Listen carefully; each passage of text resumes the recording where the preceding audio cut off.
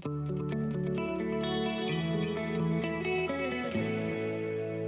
everyone, welcome to another episode of the Unfiltered Nonprofit Podcast, whereby we're creating a platform to allow association leaders and nonprofit leaders to mastermind with each other on the go. And today I have a special guest here, Joe Salemi, the Executive Director of Landscape Ontario. Welcome, Joe. Thanks for having me. Yeah, tell us a little bit about yourself. Sure. So, I've been connected to the landscape horticulture trades for probably 23 years, but in the association capacity and private sector, like tech sector, but connected to this industry for a really long time. So you came from the private sector. What were you doing before becoming, joining the nonprofit sector? Yeah. So before I got to Landscape Ontario, I ran a software company. Oh. Yeah. And I did that for about 8 years, Yeah. But connected to the industry. So the software company made landscape architecture software and a business management solution for landscape contractors. So you were really connected to begin with. Very connected. And I studied landscape companies for many, many years and consulted with thousands of business owners all over the world to implement solutions for their business. So then what drew you from such an exciting world of software as well as sales into, it's also exciting in different sense, into the association nonprofit world? Yeah, so in going back before that time within tech, I spent 10 years in the not-for-profit world with a national association, so with the Canadian Nursery Landscape Association, and I started out there at the bottom rung of the ladder. I came in and was doing their newsletters and updating their website and kind of communications. And in a very short period of time, I started when I was 23 years old and spent 10 years doing everything from federal government advocacy to selling sponsorship and putting events together. And by the end of that, I got recruited out to go and run the software company that was connected to the industry, of course. But when I had left the National Association, Landscape Ontario is part of that National Association, right? It's a federation of associations. And the previous executive director for Landscape Ontario, I've known him for a very long time. He was in this role for 33 years and a mentor of mine for a very long time.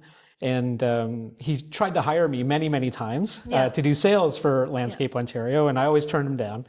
And the last time he offered me a job, I turned him down, but I jokingly, but not joking, I said, when you're ready to retire, you let me know. Oh, wow. And then, fast forward many, many years, it was January 2020, and he and I were having breakfast at the Landscape Ontario AGM. So I wasn't with the association yet. I was still running the software company.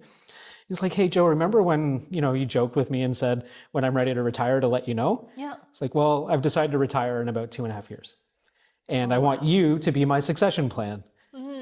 Well, it felt like my jaw hit the floor for minutes. But it probably wasn't that long, but it felt that way. And once I regained my composure, we started talking about what that would look like. And we had negotiated terms. And by February, I had signed on. And my first day with Landscape Ontario was April 1st, 2020. Oh, wow. How exciting. It was incredibly exciting 2 weeks after the world shut down. Yes. So then how did you handle it? Because it has an office in Milton, right? Yeah, we have a facility in Milton. In fact, at the time, it was brand new. The association had just gone through a complete renovation of the facility and just did the open house October 2019. Wow. So the building had only been open for 6 months, and then everybody had to go work from home. Right? Oh, so that's tough. When I had transitioned, my last day with the software company was March 31st, and my first day with Landscape Ontario was April 1st. Wow. But working from home. So I was sitting at the same desk, but instead of using this laptop, I used that laptop, and I was talking to different people. But my very first phone call on my very first day was to the Premier's office to figure out how we could get landscape companies and nurseries and garden centers back to work because they weren't considered essential. Right? But it's outdoor work and it's an outdoor trade, so we knew how we could work safely. So I was able to reach the chief of staff, and we worked out all the safety protocols on how to work safely, and we were able to get all the outdoor trades back to work within 5 weeks. So that's your first assignment on the job. Right into the fire. Well, it's good that at least you have such an extensive experience in the industry. You know exactly what you're doing. Absolutely, and I knew all the people anyway. So like the Tony DiGiovanni, who was the executive director at the time, I've known him for a very long time. I knew a lot of the staff that worked at Landscape Ontario already. So you're not brand new. So I was a known quantity already. But of course, knowing someone and then working with them is very different. Absolutely. So it took some time. And one of the things I did, so in my first 90 days, I had a plan to do one-on-ones with every person in the organization. And so I spent half an hour with everyone across the board. And I learned a whole lot about what's working and what's not working, especially in a transition from an organization that didn't do anything virtually or online to having to do everything online. And then you get transitioned in as a brand new person. That's right. But then when you first got in, it wasn't, you weren't executive directors yet, No, I started as a director of operations and deputy executive director. And the transition plan, it was always meant to be a 2.5-year plan, right, to take over, but always with the intention of taking over as executive director. That's also crazy. That's an amazing plan, because in some organizations, they just do not talk about transition plan. There's no continuity, nothing at all. I'm just going to continue to work. That's right. And Tony had been given a mandate by the board of directors to start looking at a transition plan. So he did, and he identified me as that, which felt really daunting at the time. Landscape Ontario, for the landscape horticulture trades, is a powerhouse. It has an incredible amount of horsepower, and it's the voice of an entire trade. And to agree to lead it felt like there was an incredible amount of pressure. In all my previous history and experience had led me up to that moment, and I honestly didn't feel like I was ready for it. But then I had someone give me some advice and What's said, the advice? Well, ready is a decision. It's not a moment, right? You decide when you're ready. It's not a feeling or a moment in time. It's a decision. So I decided I was ready. Well, I mean, you also have 2.5 years to transition and get to know the organization. And There was 2.5 years. And in that time, like imagine, now there's another like top level leader that's inserted into the organization when there's already a leadership team. Right. So in embedding myself into that leadership team. As an outsider. And there's no successor being chosen among that team. That's right. How did you win over the trust? So thankfully, I knew a few of them already.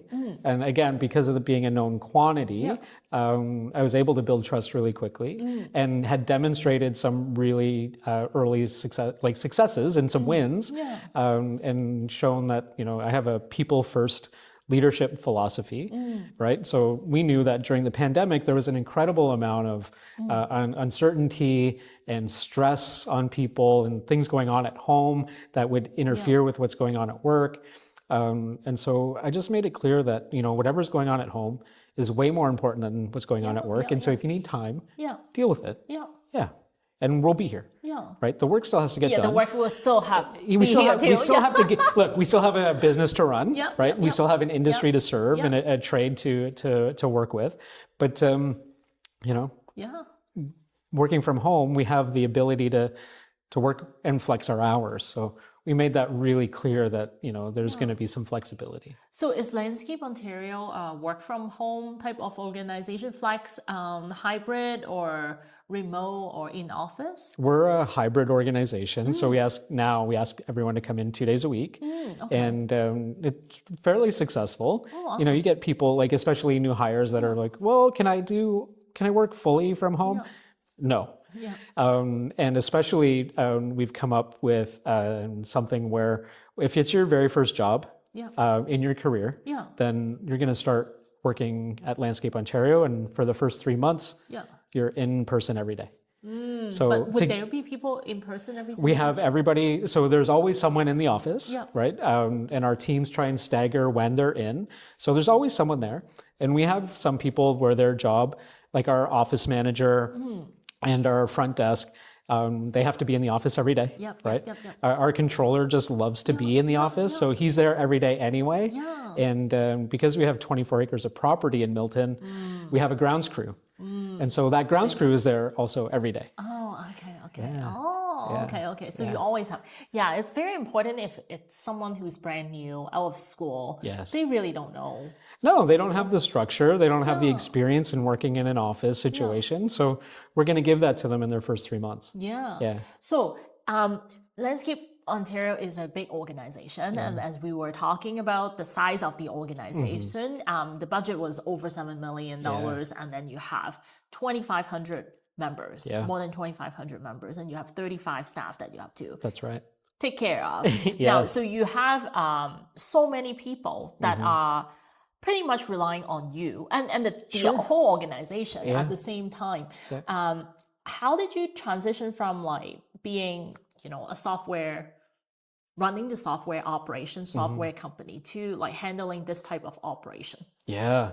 One is for profit. The other one is completely different, right? Totally. And in the last 2 years of running the software company was under an acquisition of a private equity backed organization.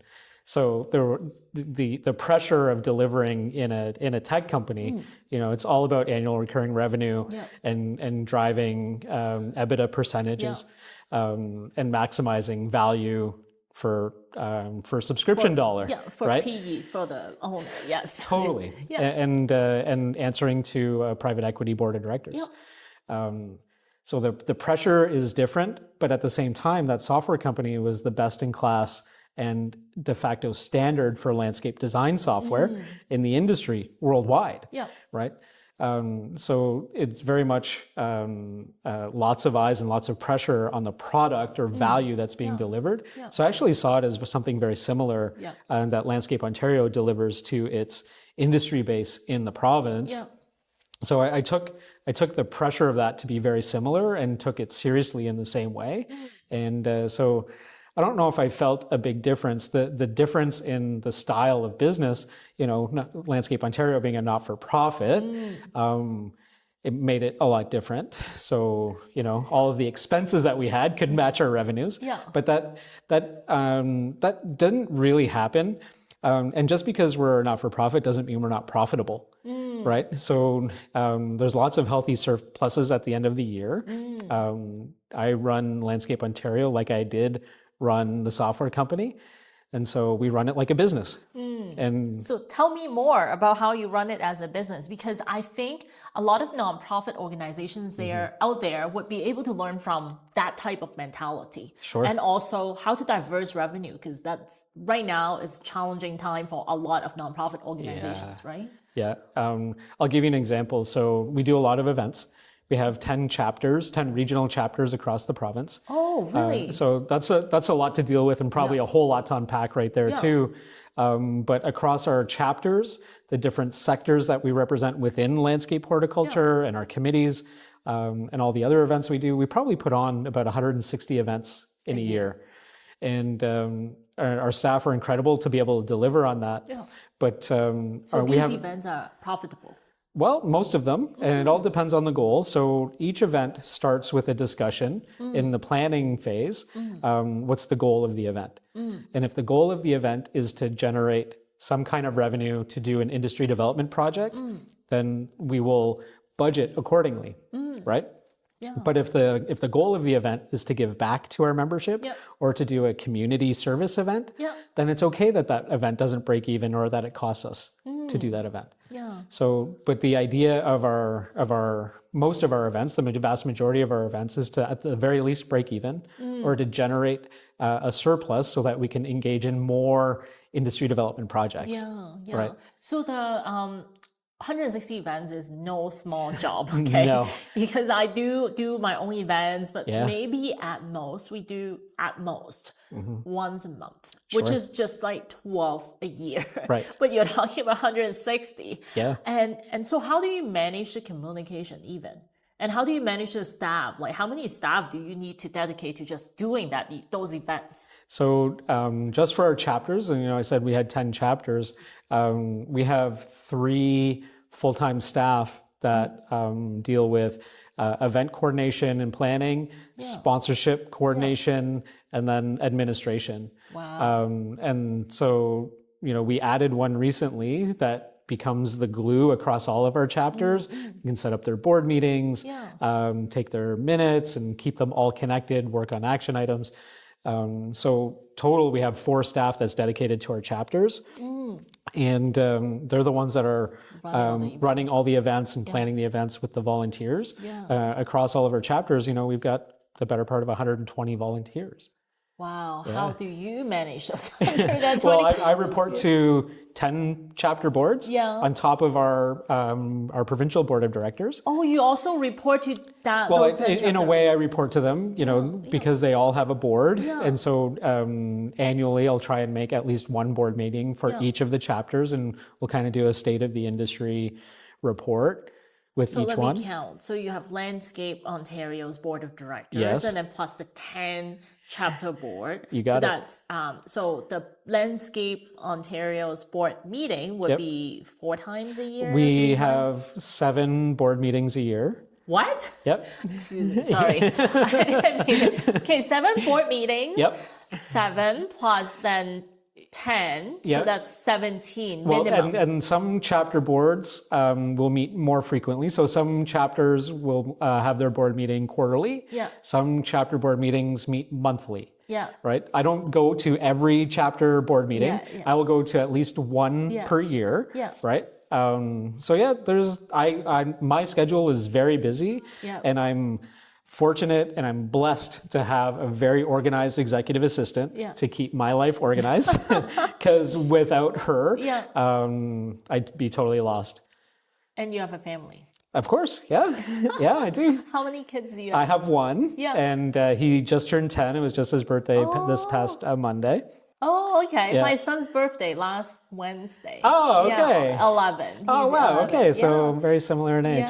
Yeah. And so, I mean, and he keeps me very busy. He's obsessed with baseball right now. Oh, yes. And so we're So is my playing kids. baseball 2 nights a week plus practice, and I'm coaching. Oh, So, wow. I have to make sure that when there are games, that I have to get back from Milton to Hamilton in time to get him ready and get to the game. Yes. So, At least baseball is not as bad, like equipment heavy as hockey, right? totally. Yeah. The investment in the equipment's a lot less for sure. Yeah, and then also carrying them and lugging them around. This is it. Exactly. Yeah. Yeah. And then do you go to events and look at the landscape and have your professional opinion about it as well? Absolutely.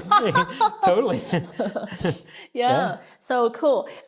So going back to managing the association itself, you have 35 team members, and then you have these many boards to answer to. How do you balance managing your team and also managing the board? Sure. So thankfully in our staff team, we have an incredible leadership team. So of each of our functional teams, I have a director, right? And then within each of those teams, there's also a management layer, right? So and it's relatively new for us to insert that management layer. The idea is that each of our directors, our 4 directors, are not spending too much time in the detail of the work. So they can focus more strategically, moving the needle towards our strategic plan accomplishments. And it's starting to work. Investing in our people and leadership training for our management team has been really successful, and we're going through it right now. Tell me more about the leadership training that you've identified that's helpful for your management team. Yeah, absolutely. So there's we brought in a great leadership coach and facilitator, and started on a baseline very similar to a session that was here today on servant leadership. And talking about listening and accountability and people development. And so our management team is now going through that, and it's kind of like a super condensed leadership MBA, right? And on top of that, we're investing in one-on-one coaching with this leadership coach, awesome. so that they can then have their own time in development. And part of a foundational belief for me is that when you invest in your people, they want to do better, and they want to stick around longer, and it creates an incredible amount of cohesion with the team and loyalty, and just builds our culture.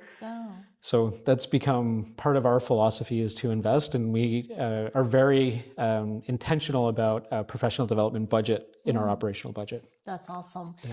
Now, so you do have, if I can summarize your structure a little bit, because I also run my own business. So I have sort of similar style, and we have, I guess we don't call them director, or maybe we're starting to call them director now. So my newest hire is a director of operation as well.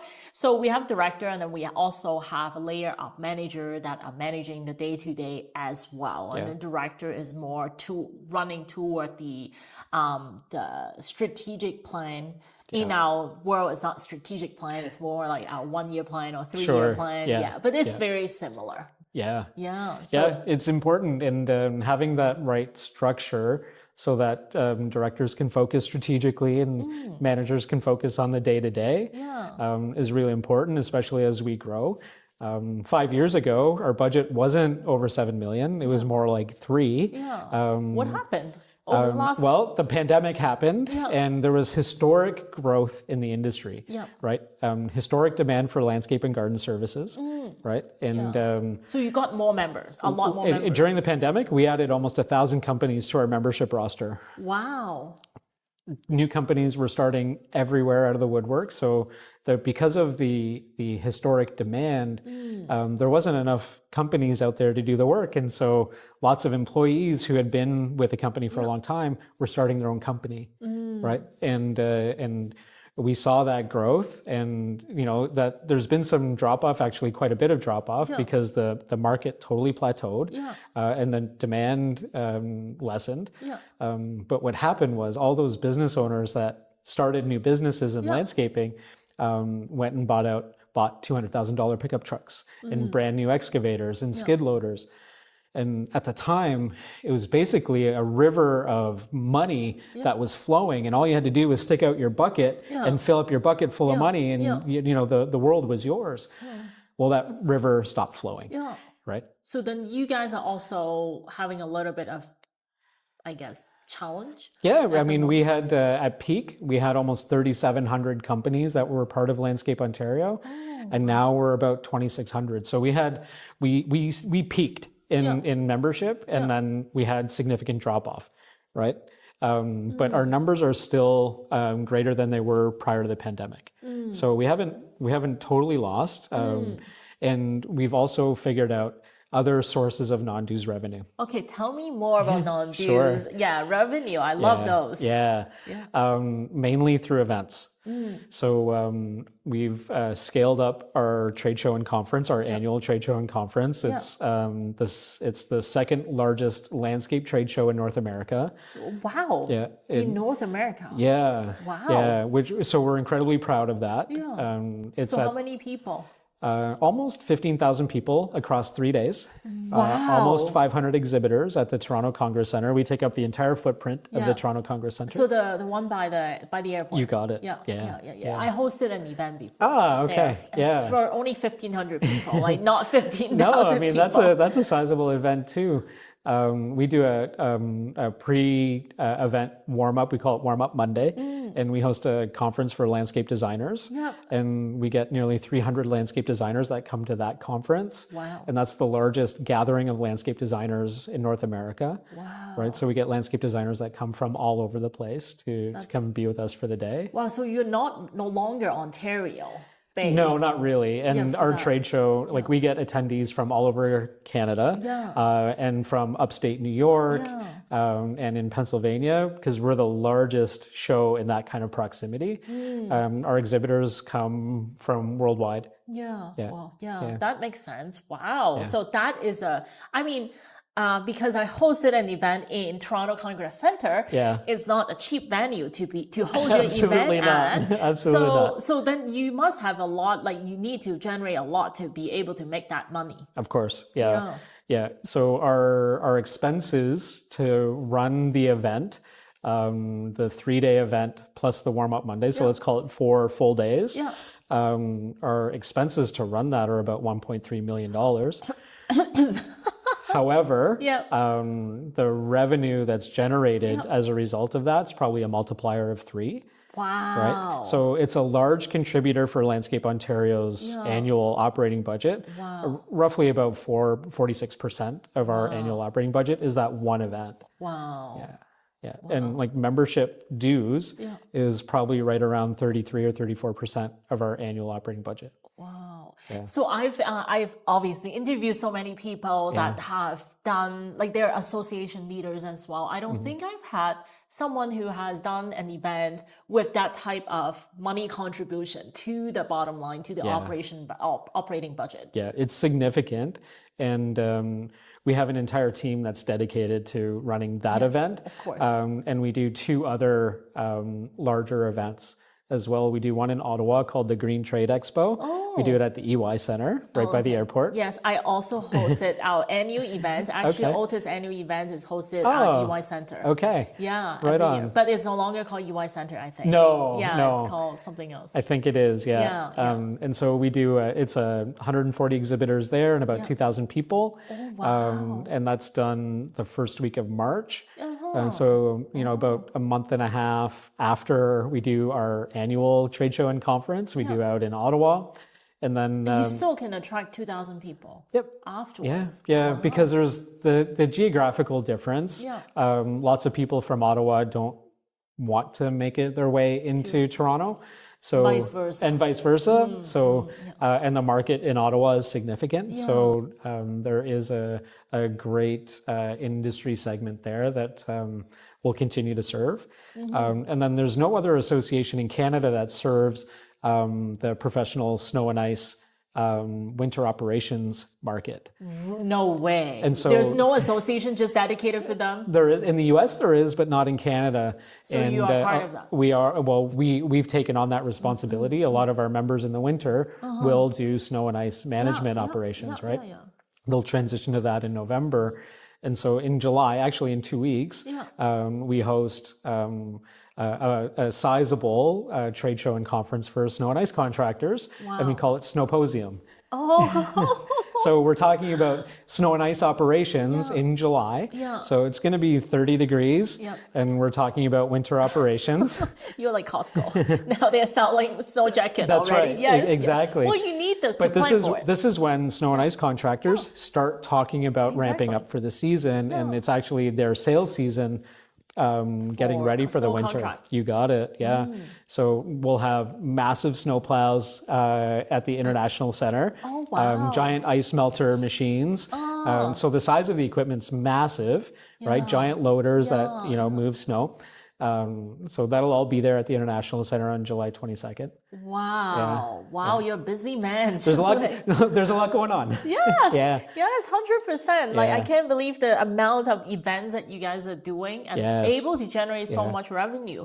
So you are essentially able to generate those revenue or like contributor to your operating cost from events, offsetting against the loss in membership. Totally. And, even though we've had, quite a significant drop off in membership from a numbers and a revenue perspective, over the last, I'd say, year and a half or so, things have really evened out. And now we're starting to, when things spike and then drop, there's a little bit of a drop below and then bounce back. We're starting on the bounce back.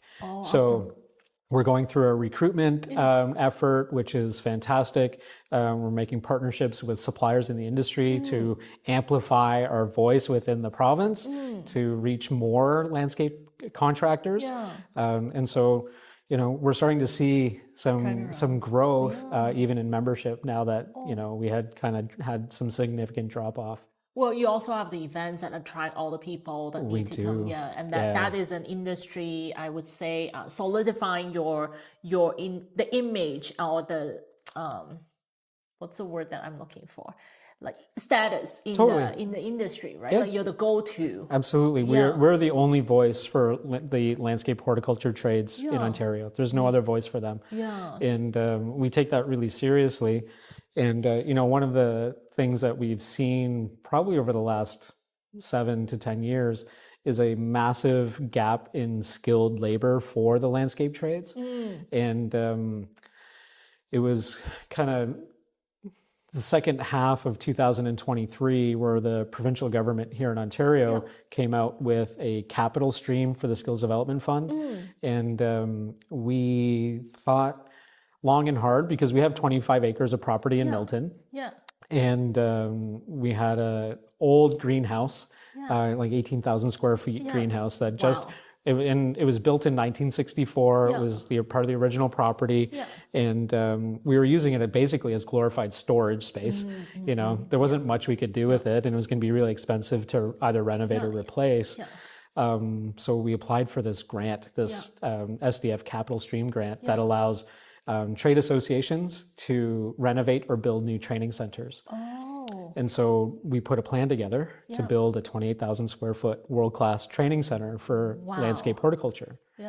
And it took about 4 months to put the application together and cost about $70,000. Wow. And we submitted that application on hope and a prayer. And it was probably, I think it was late June of 24. I got a phone call from the Minister of Labor. Wow. And I was coaching my son's baseball team. I was out in the field at the time and called, and I could see that it was him. So I took the call, and I'm in the outfield coaching, 7-year-olds. And took the call, and he's like, "Hey, Joe, just want to let you know, we approved your application. You're going to have this budget cap." How much was So the the fund covers 49% of the project, and our budget cap, I think, was in the neighborhood about $7 million. Okay. So you still have to come up with the other totally, half. we have to come up with 51% of the other side. And thankfully, when we bought our property in 1994, when the board of directors bought the property back then, they bought 50 acres. And about 8 years ago, we severed half of it, renovated the current facility that we were in, and then invested the rest of that money, right? And if you can imagine what acreage was going for in Milton, So a couple of years ago, we were very fortunate. And, the vision of that board back in 1994 to set the association up, they set us up in perpetuity to be successful, 100%, thankfully. It's not very often that associations invest in that kind of property on that scale. And so, we're incredibly fortunate to have that base. Also back then, Milton was not the Milton today, No, too, in fact, right? the area that we're in back then was all farmland. And now, here we are more than 30 years later, and it's all massive warehouses, right? Giant warehouses around 1.5 million square feet warehouses around us. So nobody ever would have predicted that. And so we took that vision really seriously when we were putting the application together to be the center of excellence for training in the landscape horticulture trades in Ontario. That's amazing. And so we got the go-ahead in June of 24, and we're slated to open our training center in March of 27. Wow, that's happening fast. It's happening fast. Structural steel is complete. All the structural masonry is complete. The building envelope's going up now. Wow. And we're building all of our training programs so that we can start delivering in March. Oh, wow. Well, that's exciting time that you're going through. It's exciting, it's daunting and overwhelming at the same time. Like, this is a $17 million capital investment in training for the workforce in landscape horticulture trades in Ontario. It's the single largest investment this association's ever done in workforce development. I would have to even say maybe this would be one of the largest in North America or even in the world. Well, too. there's no other landscape trades association globally that will have a training center like this. Exactly. Yeah. That's huge. It's Congratulations. massive. Thank you. Yeah. And you know, when we were putting our strategic plan together, you know, one of the strategic pillars is placing big bets. Yeah. And this is as big of a bet as we could ever get. I mean, it's an informed bet, of course, but Yes, but then at the same time, it's so crazy and making all these bold moves. Like totally. I mean, even putting together and the application that costs $70,000. Right. It's on its own, it's a big bet. But For I sure. guess with financial resources and being financially smart and investment being made, Yes. back in the days, you guys are able to do that. Thankfully, we had the resources to be able to put that application together without having to make any other programs or initiatives suffer as a result. Yeah. I mean, I'm pretty thankful that we were successful in that. Yeah. Otherwise, I'd have a lot of explaining to do on putting together a $70,000 application and it fail. Yes, absolutely. Yeah. Now, I have a question for you. Yeah. We talked about it almost sounds too good to be true. We can easily attribute everything to luck and all these things, but it's not. Like you have planned all these events. Like you knew that the membership numbers are fluctuating and it's not easy to handle the drop. Sure. And how did you see, or how do your management team even foresee and make a change course of action? Right, like it's easy to say that in hindsight, this is what happened. We almost can attribute the whole success to luck, but it's not true. Like at what point, going back in time, at what point, like you see the revenue number coming in from membership is going down. Yeah. How did you feel and what's happening? What do you guys talk about in the management team meeting? Yeah, there's lots of silent screaming. But in reality, so I mean, you know, our board of directors will see the membership fluctuation and there's the conversations like, okay, the association's hemorrhaging membership numbers. Yeah. Like, okay, let's hold on. Yeah. And, you know, it's my job to be the calm in the storm, Yeah, right? yeah. So as there's a storm around us, you know, the volunteers are, you know, freaking out, you know, because we're seeing companies drop off by the hundreds. Yeah. I have to say, okay, look, we also grew our association by the hundreds, right? Yeah. So easy come, easy go. Yeah. And the reason that these companies are dropping off is because they no longer exist, right? It's out of our control. It's not that we're not providing the value. It's not because we're not living up to our promise to be the voice of the industry. Rather, these businesses couldn't sustain the storm, right? No, but that's I wouldn't say that's easy to say to begin with. That's also a tough conversation to have. You have to justify your position as well. Yeah. But at the same time, the numbers are really dropping, right? The revenue, the dollar in your bank account is really dropping. So ultimately, you're also being evaluated on whether you're able to balance the budget or not. So Of course. what do you guys do? Sure. So we just start looking at all of the different expense lines across the organization. Yeah. You know, for the software licenses that we have, Yeah. do we really need this software tool, or is there another tool that we're already using that does what that tool is supposed to do? Or do we have too many seats that we're paying for? So we just evaluated everything across the board. And when you have a revenue drop like that, you start looking at like what would any organization do in austerity type measures, right? You start looking at every expense. Every expense. What can we cut here? What can we cut there? And still deliver world-class experience for our membership base. So we did that, and we were able to consolidate a whole lot. It's not like we were spending just for the sake of spending, but we didn't have to take the look through the lens like we were now. So it forced us to kind of really take an efficient look at everything, and we were able to get way more efficient. And you know, one of the things I did when I was running the software company, because you know, private equity always wants you to squeeze as much as you can to maximize the amount that goes back to the private equity investors. You start squeezing on expenses. But I refused to squeeze to drop people, right? Because it's our people that deliver the value and the service to our membership base, and without them, we couldn't. So we made sure that we're able to keep all our people and continue to deliver on the level of service. But in some of the tools and the services that we use, we're able to scale back and still make a budget. Across the time that I've been with Landscape Ontario, we've had 1 year where there's a deficit budget at the end of the year, and that's okay. We've had many decades of surplus budgets, right? So it's okay for a not-for-profit to run a deficit budget. Absolutely.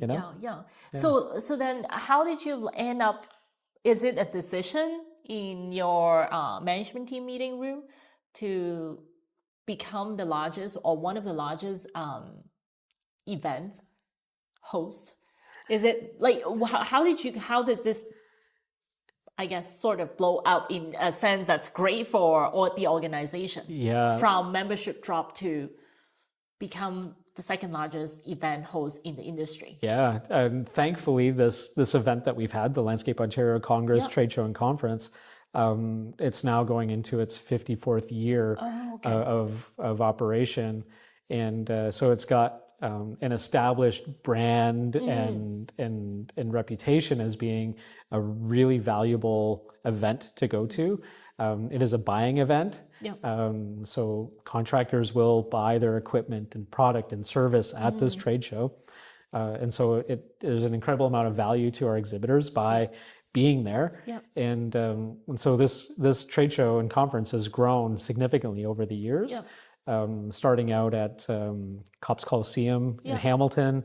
And going to the Metro Toronto Convention Centre, and outgrowing that, and finally going to the Toronto Congress Centre, where even there we're talking about expansion opportunities into the North Building over a 10-year plan. Wow. Right? So the conversation around scaling that show is more around how do we continue to deliver a world-class event that industry will continue to come to and will continue to find value in and find new things in, rather than the same thing year after year and getting bored and fatigued with what's going on, and then deciding, you know what, I'm not going to go this year, I'll maybe go next year or the year after. So we want to find new and innovative ways for people to come every year. Well, that's fantastic. Well, Joe, it's awesome to hear your exciting story, happy news, exciting news, and also celebrating Landscape Ontario, not going outside of Ontario border, to be honest, become one of the leader association in North America. Thank you. So it's awesome to be here and be proud of Canadian associations. Absolutely. It's a lot of fun. I get to have the best job in the world. Well, and also you're so positive, so it's awesome. Thank you. Yes. Thank you so much for your time today. Really appreciate it. Thanks for having me. As we wrap up, I want to share a bit more about what we do at Altus Financial Solutions. For the past 18 years, Altus Financial Solutions has been dedicated to enhancing the financial management and strategic planning capabilities of hundreds of associations and nonprofits across Canada. Our extensive experience has enabled us to deliver tailored financial solutions that drive growth and enhance sustainability for nonprofits and associations. If you are interested in learning more about how Altus Financial Solutions can support your organization, I would love to offer you a no-obligation 20-minute call. Let's discuss your unique challenges and explore how we would be able to help you achieve your goals.